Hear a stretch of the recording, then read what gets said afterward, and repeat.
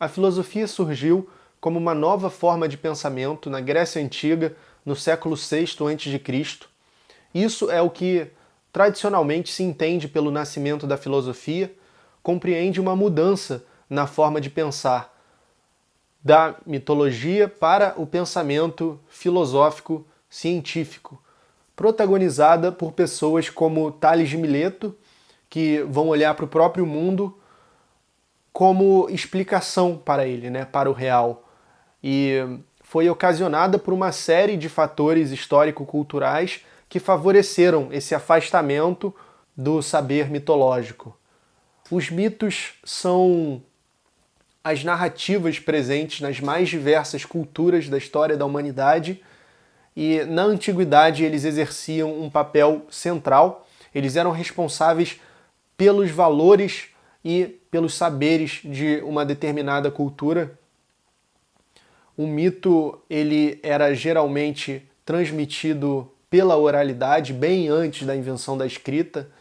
Ele corresponde a um saber de gerações de um povo inteiro, e não a mente, né, algo que veio da mente de um único indivíduo.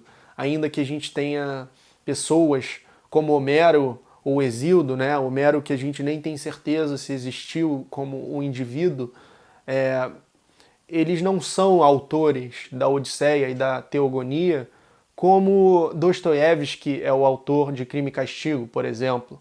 Porque esses mitos eles são um resultado de vários outros acumulados num contexto histórico, né? Através do tempo, que foram se interpenetrando. E com isso é uma espécie de compêndio dos saberes e valores mais importantes daquela cultura. E o mito ele é um tipo de discurso inteiramente diferente daquele filosófico científico que vai ser inaugurado pelos primeiros pensadores filósofos, né?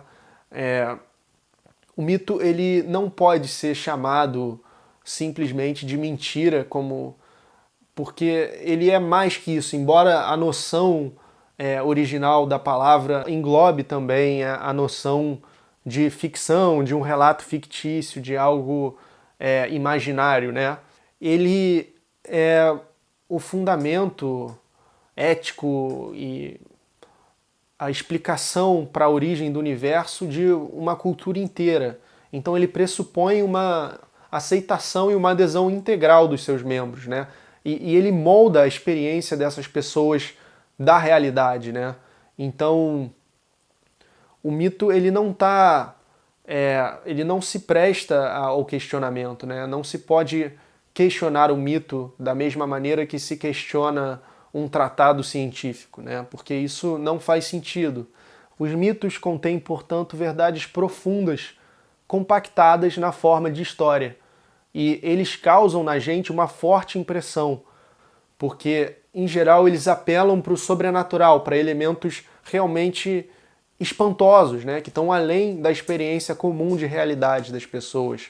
E para explicar as coisas que elas não compreendem. Na Grécia, a gente era visto, né, os seres humanos, eles eram completamente sujeitos às vontades e aos desígnios dos deuses, né? Dessas entidades, entidades e espíritos sobrenaturais que estão além do comum, né? As pessoas, elas em geral não tinham acesso, né, a esses desígnios, exceto a uma minoria, né, como por exemplo sacerdotes ou iniciados, né, de cultos, por exemplo, do orfismo ou do pitagorismo mais à frente.